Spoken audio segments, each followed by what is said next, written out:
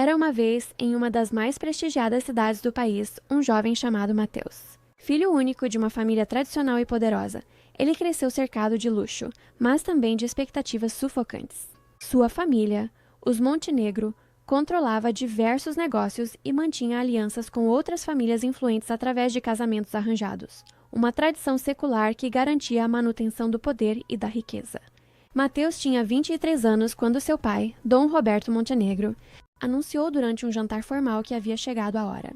Um acordo fora selado com a família Mendonça e Karen, a filha mais velha, seria sua esposa. O jovem sentiu o mundo desabar. Karen era linda, educada, vinha de boa família, tudo o que seus pais desejavam. Mas Mateus não a amava. E, nas poucas vezes em que conversaram a sós, descobriu que o sentimento era mútuo. Ela confessou entre lágrimas que amava outro homem, o jardineiro da propriedade de sua família, um rapaz humilde, mas de coração nobre. O casamento foi preparado com uma pompa nunca antes vista na cidade. O salão de festas mais luxuoso foi reservado, decorado com orquídeas importadas e lustres de cristal. 500 convidados foram convocados, empresários, políticos, celebridades. O vestido de Karen custou uma fortuna, desenhado por um estilista francês. Mas, por trás de todo aquele luxo, havia 2 corações despedaçados. O grande dia chegou. A marcha nupcial ecoava pelo salão majestoso. Karen caminhava pelo corredor como se carregasse o peso do mundo em seus ombros. Mateus a esperava no altar, seu rosto uma máscara de resignação. O padre iniciou a cerimônia, suas palavras parecendo ecoar em câmera lenta. Quando chegou o momento decisivo, o padre perguntou: Mateus Montenegro, aceita Karen Mendonça como sua legítima esposa? O silêncio foi ensurdecedor. Mateus olhou para Karen, viu o desespero em seus olhos. Depois observou seus pais na primeira fileira, esperando ansiosamente. Algo dentro dele se quebrou. Ou talvez finalmente se libertou. Não! Sua voz ecoou pelo salão como um trovão. Gritos, murmúrios. Algumas senhoras desmaiaram. Dom Roberto ficou vermelho de raiva. Karen, aproveitando o momento de coragem de Mateus, também encontrou a própria. Eu também não aceito. Eu amo outro homem. Amo o Diego, o jardineiro, e é com ele que quero viver. O caos se instalou. A mãe de Karen gritava que era uma desgraça, que um homem daquela origem jamais poderia oferecer um futuro digno. Mas Karen, com lágrimas de alívio e determinação, arrancou o véu, jogou o buquê e correu para fora do salão, onde Diego a esperava em seu velho carro. Partiram juntos, deixando para trás uma vida de aparências. Mateus, ainda no altar, enfrentou a fúria de seu pai. Você desonrou nossa família. Não, pai. Eu me honrei. Quero estudar, construir meu próprio caminho, ser alguém por mérito próprio, não por sobrenome. Então saia. Está expulso. Não és mais meu filho. Mateus tirou o paletó do smoking, entregou-o ao pai e saiu de cabeça erguida. Sua tia Yolanda, a ovelha negra da família por ter se casado por amor, foi a única que o seguiu, oferecendo abrigo em sua modesta casa. 15 anos depois. O tempo passou como um rio caudaloso, transformando tudo em seu caminho. Mateus, agora com 38 anos, era irreconhecível. Não pelo físico, mantinha-se em forma e o tempo apenas acentuara seus traços másculos, mas pela aura de sucesso que emanava. Formado com honras em administração por uma universidade de prestígio, construiu um império do zero. Sua empresa de tecnologia revolucionou o mercado e seu nome era sinônimo de inovação e integridade nos negócios. Ironicamente, a família Montenegro havia falido anos atrás, vítima de má gestão e escândalos. Mateus, sem rancor, ajudou discretamente seu pai idoso, provando que o verdadeiro poder está no perdão. Foi em um evento beneficente que Mateus conheceu Lívia. Ela entrou no salão como se as luzes a seguissem. Vestido vermelho colado ao corpo, maquiagem impecável, cada movimento calculado para atrair olhares. Vencedora de diversos concursos de beleza, Lívia tinha o tipo de presença que fazia homens virarem a cabeça e mulheres sussurrarem entre si. Aquele ali é o Mateus Montenegro. Sua mãe, Érica, sussurrou em seu ouvido. Solteiro, bilionário e exatamente o que precisamos. Mãe e filha eram como 2 serpentes calculistas. Vindas de uma família decadente que mantinha as aparências, viam em cada homem rico uma oportunidade de ascensão. Lívia havia aperfeiçoado a arte da sedução. Sabia exatamente quando rir, como tocar sutilmente o braço de um homem, que história triste contar para despertar o instinto protetor. A abordagem foi cirúrgica. Lívia acidentalmente esbarrou em Mateus, derramando champanhe em seu smoking. Entre desculpas elaboradas e toques sutis enquanto tentava limpar a mancha, ela plantou a isca. Mateus, solitário após anos focado apenas no trabalho, mordeu. O namoro foi um show para as câmeras. Lívia fazia questão de aparecer em todos os eventos sociais ao lado de Mateus, postando fotos em suas redes sociais, alimentando fofocas em colunas sociais. Para ela, não era amor, era um investimento. Mas havia alguém que observava tudo das sombras. Marina, prima de Lívia, era seu oposto em todos os sentidos. Onde Lívia era extravagante, Marina era discreta. Onde Lívia era cruel, Marina era gentil. Órfã desde os 5 anos, foi acolhida por sua tia Érica, mas acolhida era um eufemismo para escravizada. Desde criança, Marina era acordada às 5 da manhã para limpar a casa. Enquanto Lívia recebia aulas de etiqueta e piano, Marina esfregava o chão. Enquanto Lívia desfilava em concursos usando vestidos caros, Marina costurava até de madrugada os mesmos vestidos. Cada vitória de Lívia era acompanhada de humilhações. Veja, Marina, isso é o que acontece quando se nasce bonita. Você deveria agradecer por deixarmos você morar aqui, feiosa. Mas Marina tinha algo que Lívia nunca teria: uma alma pura e resiliente. Nas poucas horas livres, estudou enfermagem através de cursos online gratuitos, sonhando com o dia em que poderia ajudar pessoas e ter sua própria vida. O ponto de virada. Tudo mudou quando a tia Yolanda, que havia acolhido Mateus anos atrás, sofreu um misterioso acidente.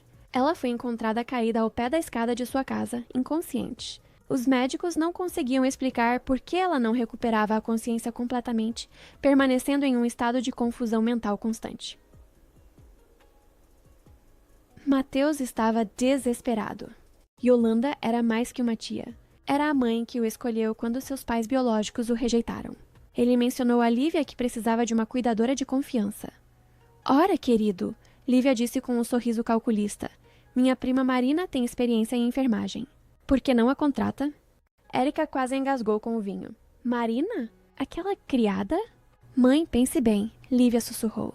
Com ela trabalhando na mansão do Mateus, continuará sendo nossa empregada, mas agora não pagaremos nada por seus serviços. E ainda poderemos vigiá-la de perto. No dia seguinte, Marina foi convocada. Vestindo seu único vestido apresentável, um modelo simples azul marinho, ela chegou à imponente mansão de Mateus. Suas mãos tremiam, não de medo, mas de esperança.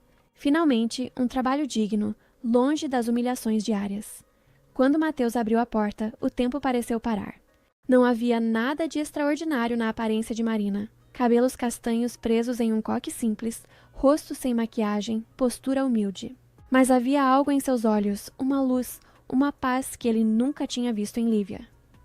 Bom dia, Sr. Montenegro. Sou Marina, vim para a entrevista de cuidadora. Sua voz era suave como mel, cada palavra pronunciada com uma gentileza genuína que tocou algo adormecido no coração de Mateus. Por favor, entre. E me chame apenas de Mateus. Durante a entrevista, Mateus ficou impressionado. Marina demonstrou conhecimento técnico, mas, mais que isso, uma compaixão genuína ao falar sobre cuidados com idosos. Quando ele mencionou Lívia, viu uma sombra passar pelo rosto dela. Vocês são próximas?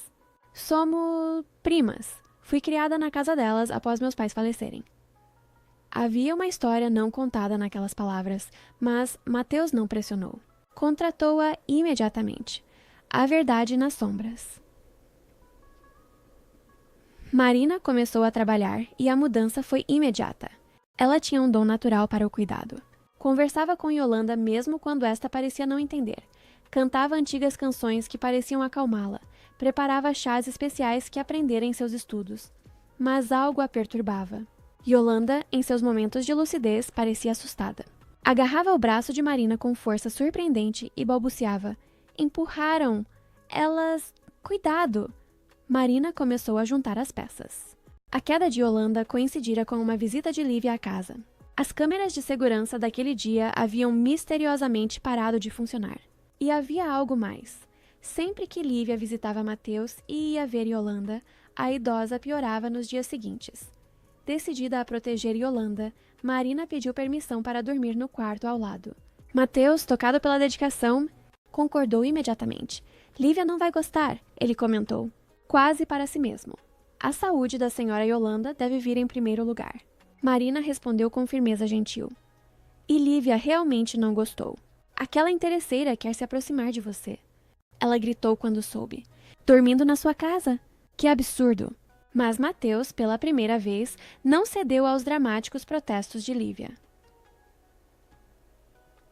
A noite da revelação. Foi em uma madrugada de quinta-feira que tudo veio à tona. Marina, que havia desenvolvido o hábito de verificar Yolanda várias vezes durante a noite, ouviu sussurros no corredor. Reconheceu as vozes de Lívia e Érica. Espiando pela fresta da porta, viu uma cena que gelou seu sangue. Lívia segurava uma seringa, prestes a injetá-la no soro de Yolanda. Rápido, antes que alguém acorde, Érica sussurrava. Com mais uma dose, ela nunca recuperará a memória totalmente. E quando ela morrer, Mateus ficará vulnerável. Casaremos rapidamente e toda a fortuna será nossa. Lívia respondia com um sorriso cruel. Marina não pensou duas vezes. Abriu a porta com força. Parem já! O grito acordou a casa inteira. A empregada Maria apareceu primeiro, seguida por Mateus, que vinha correndo em seu pijama.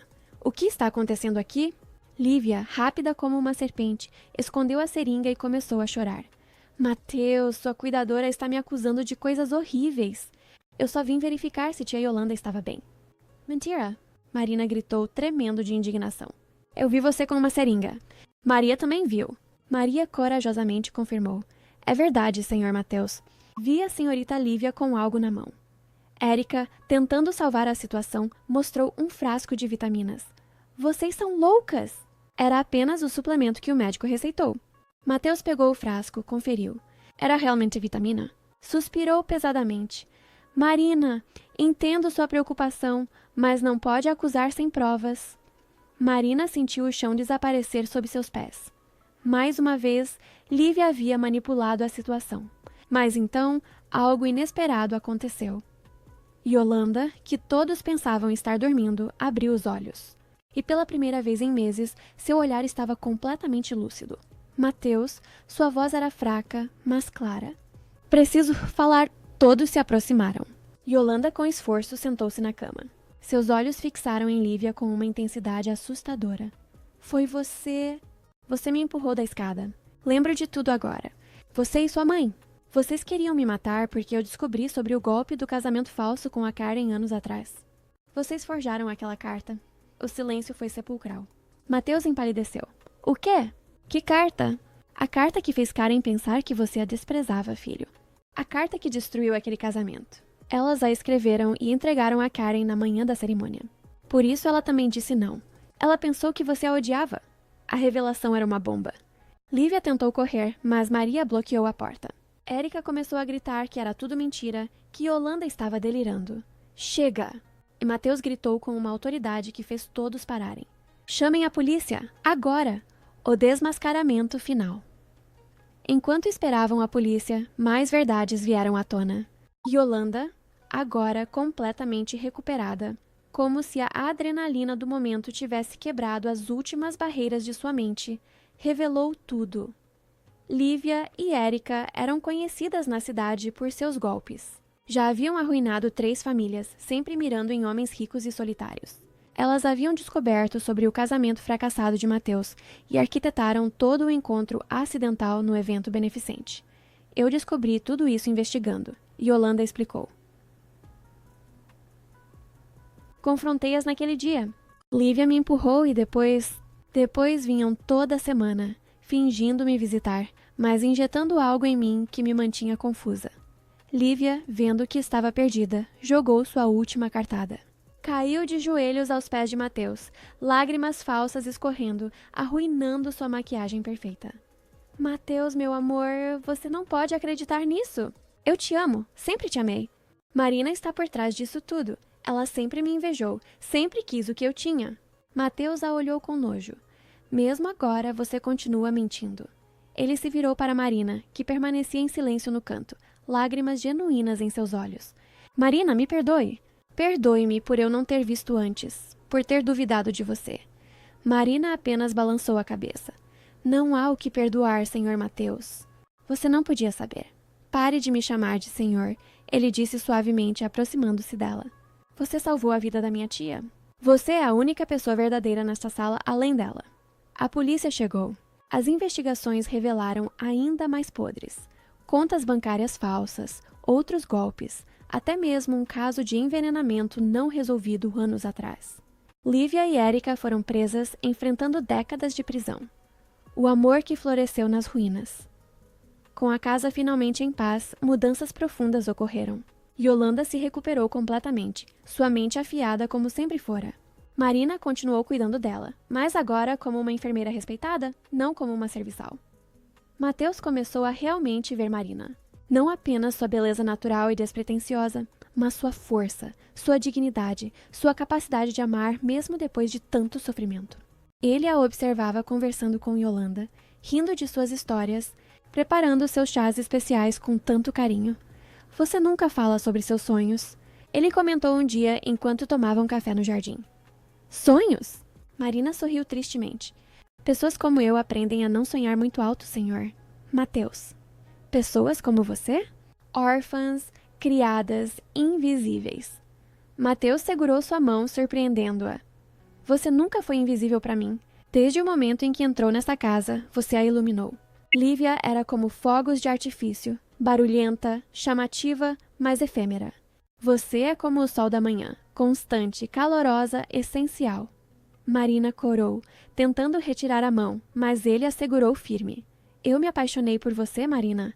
Não sei quando exatamente. Talvez quando vi você cantando para minha tia. Talvez quando a defendeu com tanta coragem.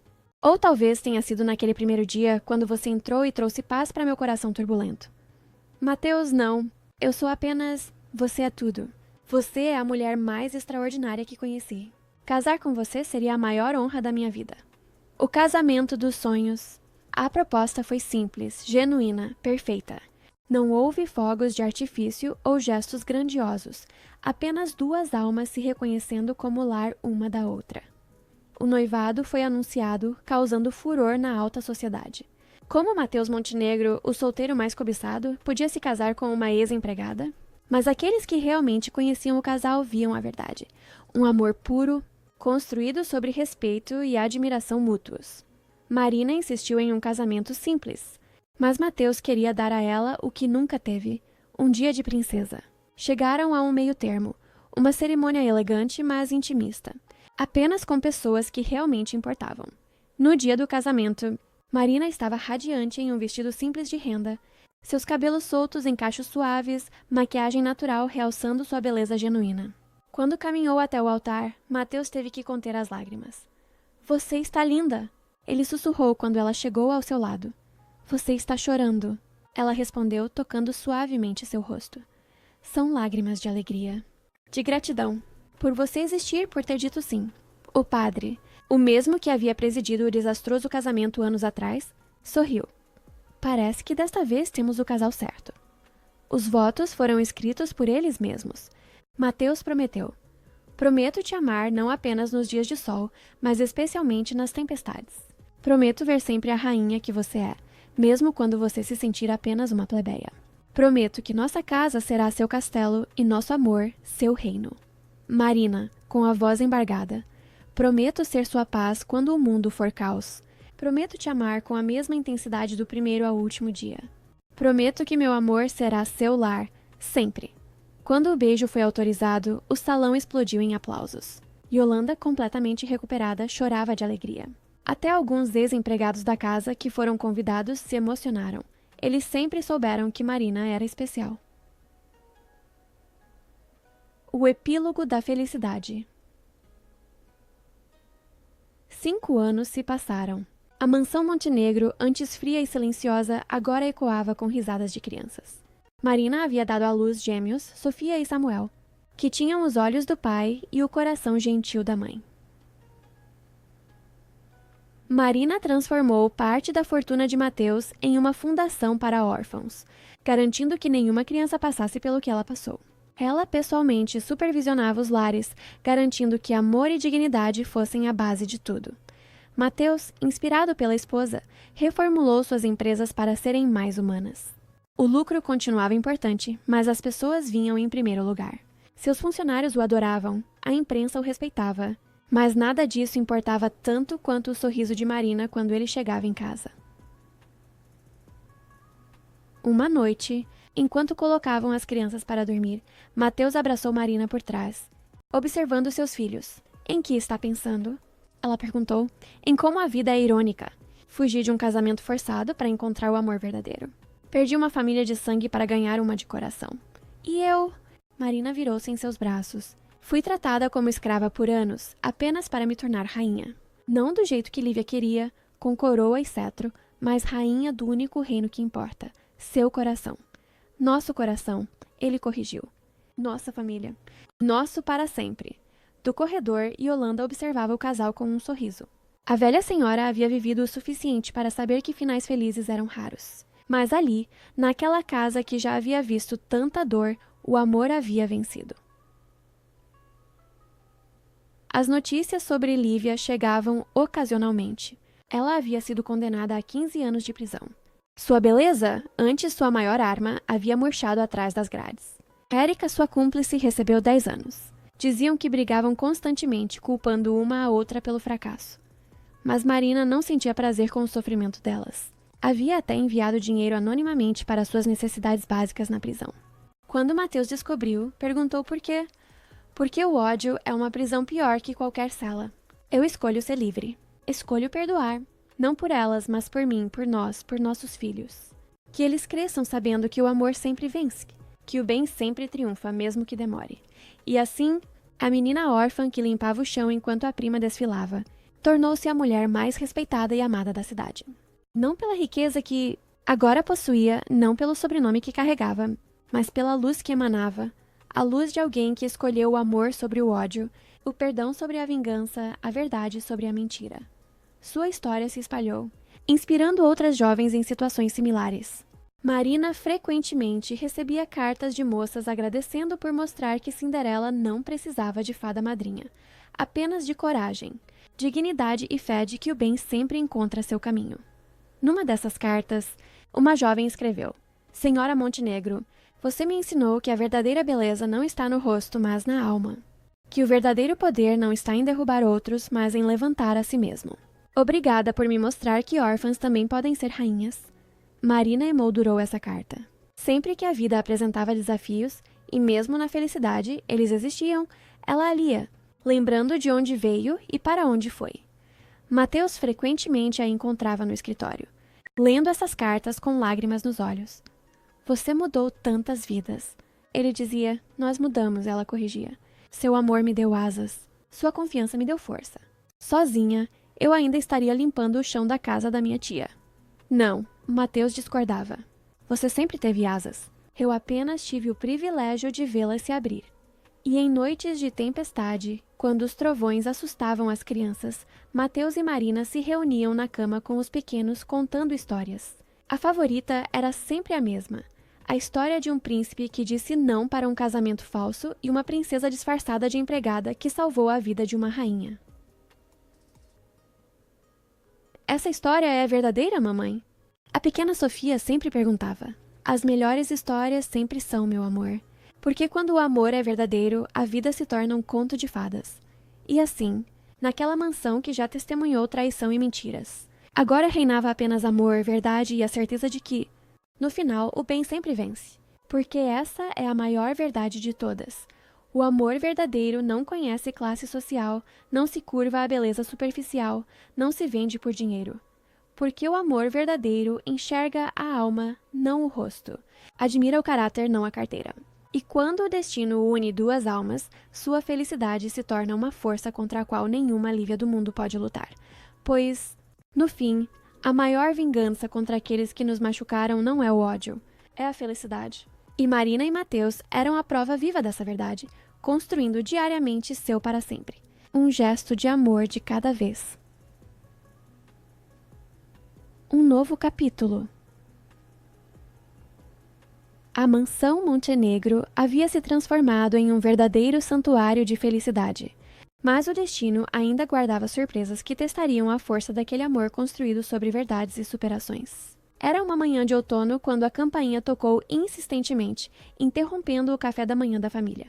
Mateus atendeu pessoalmente, como sempre fazia quando estava em casa. Do lado de fora, um homem de meia idade, vestindo um terno surrado, mas limpo, segurava nervosamente uma pasta de documentos. Seus olhos eram estranhamente familiares. Senhor Montenegro, preciso falar com a senhora Marina. É sobre o passado dela, sobre seus pais.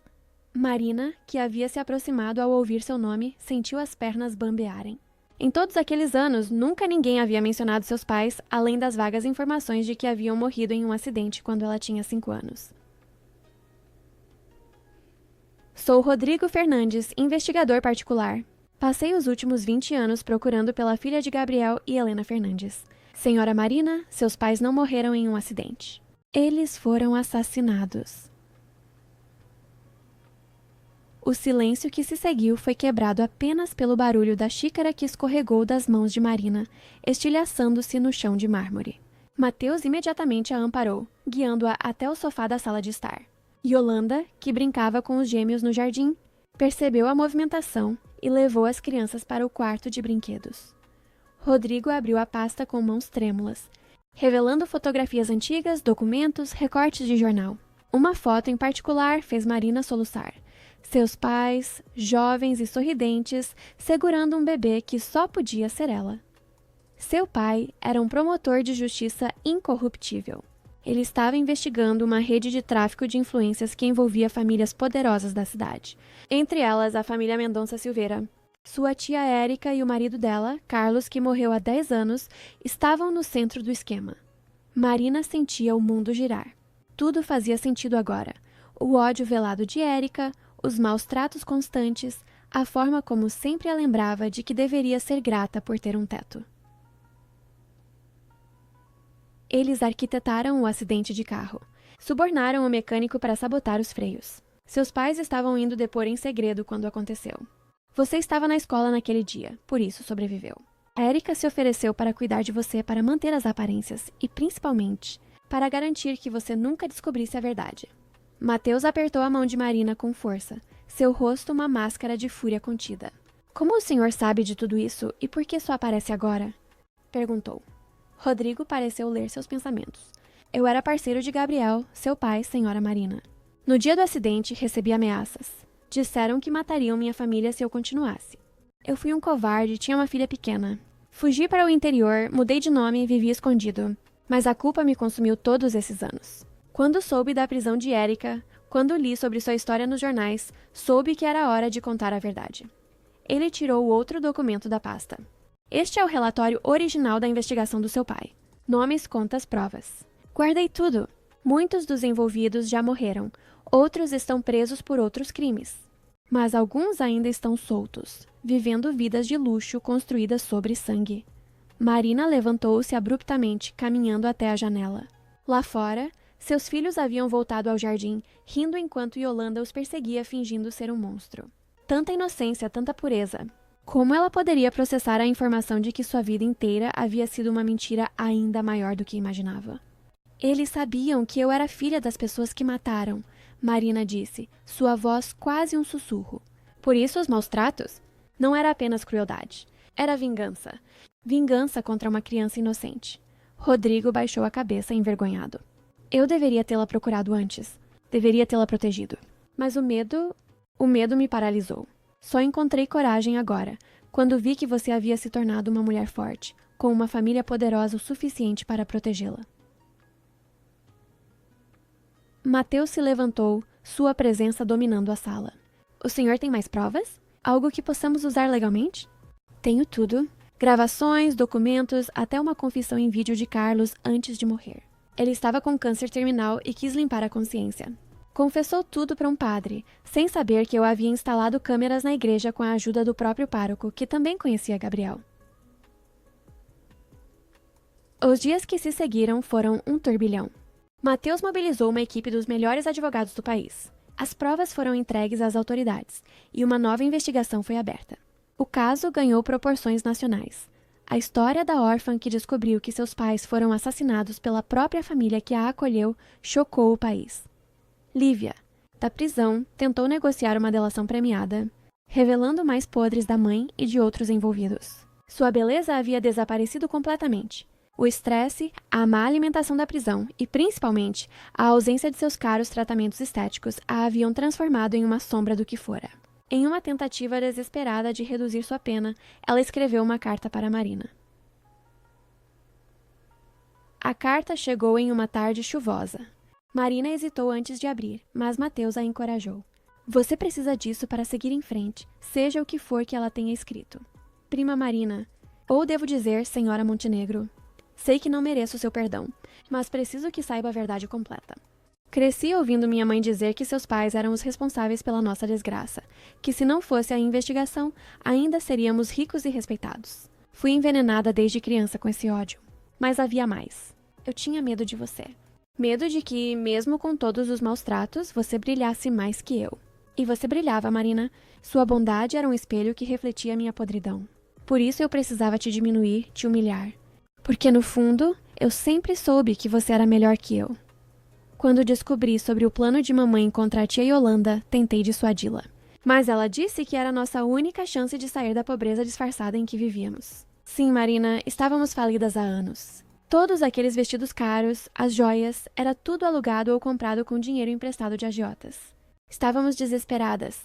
Não estou pedindo perdão. Sei que não mereço, mas precisava que soubesse que o monstro que você conheceu também foi, um dia, uma vítima. Não justifica nada do que fiz, mas explica. Espero que seja feliz. Verdadeiramente feliz. É irônico, mas você conseguiu tudo o que eu fingia querer. Amor verdadeiro, família, respeito. Enquanto eu, que tinha tudo nas mãos, perdi pelos meus próprios atos. Lívia. Marina dobrou a carta cuidadosamente, lágrimas escorrendo silenciosamente. Mateus a abraçou, deixando-a chorar todo o peso daquelas revelações. A investigação avançou rapidamente. Mais famílias foram implicadas, algumas das mais respeitadas da cidade. O escândalo foi imenso. Propriedades foram confiscadas, contas bloqueadas, reputações destruídas. Érica recebeu prisão perpétua pela morte de Gabriel e Helena Fernandes, além das outras acusações. Durante o julgamento, algo extraordinário aconteceu. Karen Mendonça, aquela mesma que havia fugido do casamento com Mateus anos atrás, apareceu para testemunhar. Ela havia voltado do exterior, onde vivia com Diego e seus 3 filhos. Seu testemunho foi devastador. Ela confirmou a carta forjada, revelou conversas que ouvira entre Érica e sua própria mãe sobre os planos de manipulação, e mais. Apresentou gravações de áudio que havia feito secretamente durante os preparativos do casamento, onde as duas mulheres discutiam como dividiriam o dinheiro após o golpe ser concretizado. Após a sessão, Karen procurou Mateus e Marina. Estava diferente, mais madura, mais segura.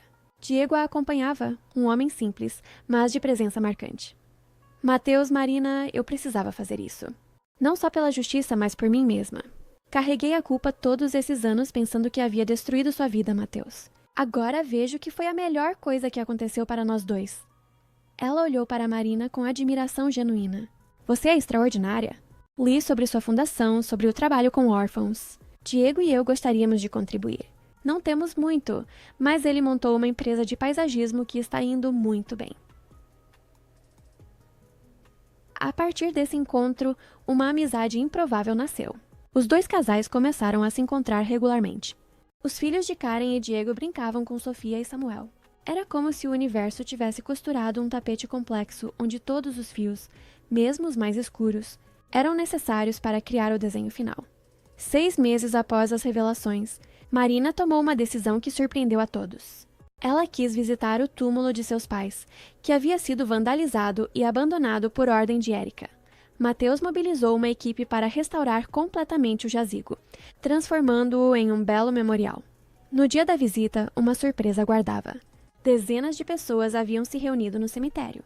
Eram antigos colegas de Gabriel, pessoas que ele havia ajudado como promotor, famílias que tiveram justiça graças ao seu trabalho. Todos ali para honrar sua memória e apoiar sua filha. Um senhor idoso se aproximou, apoiado em uma bengala. Senhora Marina, seu pai salvou meu filho de uma acusação falsa. Ele poderia ter pego o caso fácil, o caminho que todos queriam, mas ele investigou, provou a inocência dele. Meu filho hoje é médico, tem família. Tudo graças a Gabriel Fernandes. História após história foi compartilhada. Marina descobriu que seus pais eram heróis para muitas pessoas, que o legado deles havia sobrevivido através das vidas que tocaram. Rodrigo, o investigador, havia trazido algo especial. Uma caixa que Gabriel havia deixado em seu escritório com instruções para ser entregue a Marina quando ela completasse 18 anos. Dentro, cartas dos pais para a filha, escritas ao longo dos anos, imaginando como ela seria em cada idade. Marina leu as cartas em voz alta, sua voz embargada, mas firme. Sua mãe havia escrito sobre os sonhos que tinha para ela, sobre o tipo de mulher que esperava que se tornasse. Seu pai falava sobre justiça, sobre fazer a coisa certa mesmo quando é difícil. Em uma das últimas cartas, datada apenas uma semana antes do acidente, Gabriel havia escrito algo profético. Minha querida Marina, se você está lendo isto, significa que algo aconteceu conosco. Saiba que o trabalho que fazemos é perigoso, mas necessário. Se não estivermos aí para te proteger, seja forte. O sangue que corre em suas veias é de lutadores, de pessoas que não se curvam diante da injustiça. Mas lembre-se sempre, a maior vitória não é derrotar os inimigos, é não se tornar como eles. Mantenha seu coração puro, minha filha. O amor sempre vence o ódio, a luz sempre vence a escuridão. Papai. Naquela noite, Marina e Mateus conversaram longamente sobre o futuro. A fundação seria expandida, agora com um braço dedicado a dar suporte legal gratuito para famílias vítimas de crimes. O nome seria Fundação Gabriel e Helena Fernandes para a Justiça e Amparo, mas o destino ainda aguardava mais uma cartada. 2 semanas depois, durante um exame de rotina, Marina descobriu que estava grávida novamente. Desta vez, apenas um bebê, mas a notícia veio carregada de simbolismo. Quero que se chame Gabriel, se for menino, ou Helena, se for menina, ela disse a Mateus, que chorou abraçado a ela. A gravidez transcorreu tranquila. Marina continuou seu trabalho na fundação até o 7º mês, quando Mateus insistiu que ela descansasse. Foi durante esse período de repouso que ela começou a escrever um livro, contando toda a sua história, não por vingança ou fama, mas para que outras pessoas em situações similares soubessem que há sempre esperança. O parto aconteceu em uma manhã de primavera. Helena nasceu com os olhos da avó que nunca conheceu, mas que parecia viver através dela. Yolanda, agora bisavó honorária, chorou ao segurar a bebê pela primeira vez. Ela tem a força dos Fernandes e o coração dos verdadeiros Montenegro, disse a matriarca referindo-se não ao sangue, mas ao caráter. Os gêmeos, agora com 6 anos, estavam encantados com a irmãzinha. Sofia havia preparado desenhos para decorar o quarto. E Samuel havia escolhido pessoalmente um ursinho de pelúcia que seria o primeiro brinquedo de Helena. A vida seguiu, como sempre segue, com seus altos e baixos. A empresa de Mateus enfrentou uma crise quando um concorrente tentou um golpe corporativo, mas, com o apoio de Marina e a lealdade dos funcionários, superaram o desafio. A fundação cresceu, abrindo filiais em outras cidades. Marina se tornou palestrante, compartilhando sua história em universidades e eventos. Em uma dessas palestras, uma jovem se aproximou dela após a apresentação. Tinha marcas de violência mal disfarçadas por maquiagem. Senhora Montenegro, estou em uma situação parecida com a sua. Moro com parentes que me maltratam, mas não tenho para onde ir. O que eu faço? Marina segurou as mãos da jovem, vendo a si mesma naqueles olhos assustados. Primeiro, você precisa saber que não está sozinha. Segundo, que merece respeito e dignidade. Vou te dar meu cartão pessoal. Ligue para mim amanhã. A fundação tem programas de apoio, abrigo seguro, ajuda para estudos e trabalho. Você vai sair dessa situação, eu prometo. A jovem, chamada Beatriz, realmente ligou. Foi acolhida pela fundação, completou seus estudos e, anos depois, se tornou uma das coordenadoras do projeto. Sua história se somou a centenas de outras que encontraram esperança através do trabalho de Marina. O livro de Marina foi publicado com estrondoso sucesso. Os direitos autorais foram vendidos para uma série de televisão, com a condição de que toda a renda fosse revertida para a fundação. A série alcançou milhões de pessoas, gerando uma onda de denúncias de abusos domésticos e crimes encobertos. Erica morreu na prisão, vítima de um ataque cardíaco. Lívia foi transferida para uma penitenciária de segurança mínima após delatar mais crimes. Soube-se que ela havia começado a dar aulas de alfabetização para outras detentas, talvez buscando alguma redenção. 10 anos se passaram desde as revelações sobre a morte dos pais de Marina. A pequena Helena crescia forte e determinada, com o senso de justiça do avô que nunca conheceu. Sofia havia demonstrado talento para a medicina e sonhava em trabalhar com os Médicos Sem Fronteiras.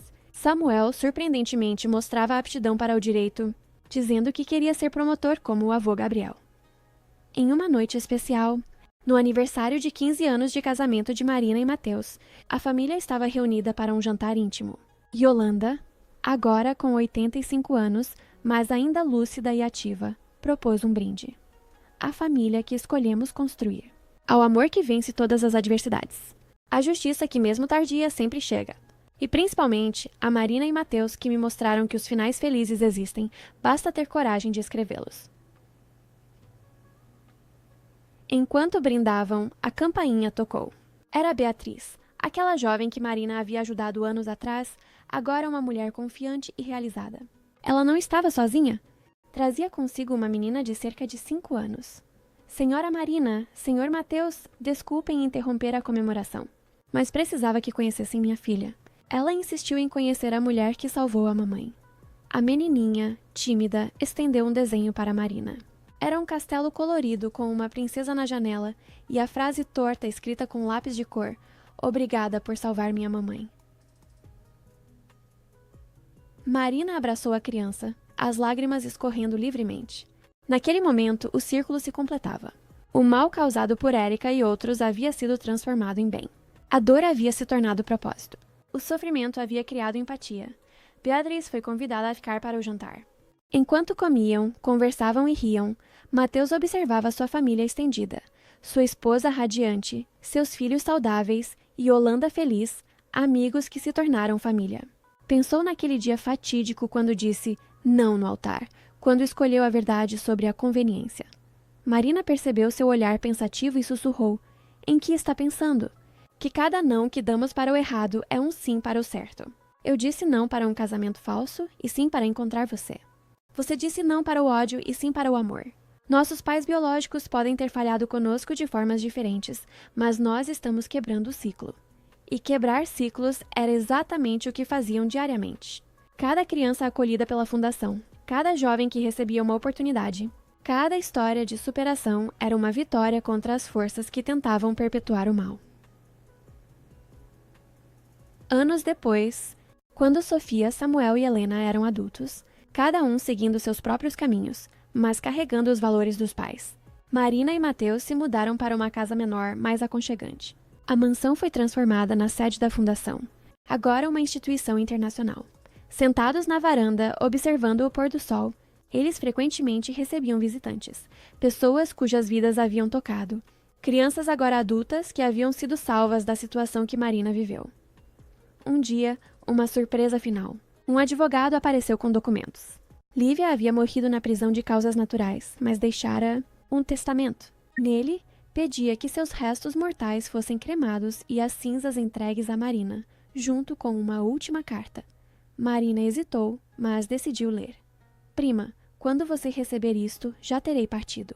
Passei meus últimos anos tentando entender como me tornei o monstro que fui. A resposta é simples: escolhas. Cada pequena escolha cruel me levou a crueldades maiores. Você, no entanto, escolheu diferente. Mesmo com todo o direito de odiar, escolheu amar. Com todo o direito de vingar, escolheu perdoar. Não peço que guarde minhas cinzas, mas peço que as espalhe em algum lugar bonito, onde possam finalmente servir a algum propósito. Talvez nutrir flores que tragam beleza ao mundo, algo que nunca fiz em vida. Obrigada por ter sido o espelho que, mesmo me mostrando minha feiura, também me mostrou que a mudança era possível. Mesmo que tarde demais para mim. Descanse em paz, prima. Você venceu." Lívia, Marina e Mateus levaram as cinzas para o jardim da fundação, onde havia um memorial para todas as vítimas de violência doméstica. Ali, espalharam as cinzas que se misturaram à terra onde floresciam centenas de rosas brancas, cada uma representando uma vida salva. No fim, a história de Marina e Mateus se tornou uma lenda urbana, contada e recontada com variações, mas sempre com a mesma moral. O amor verdadeiro não conhece classe social. A bondade é mais poderosa que a crueldade, e nunca é tarde demais para escolher o caminho certo. E assim, naquela tarde dourada, enquanto o sol se punha e as primeiras estrelas apareciam, Marina se aconchegou nos braços de Mateus, sabendo que haviam construído algo maior que um simples final feliz. Haviam construído um legado de amor que continuaria transformando vidas por gerações. Fim, e aí, corações sonhadores. Que jornada incrível a de Marina e Mateus, não é mesmo? A história deles nos prova que os verdadeiros contos de fadas não são sobre castelos e coroas, mas sobre coragem, dignidade e a força inabalável do amor verdadeiro.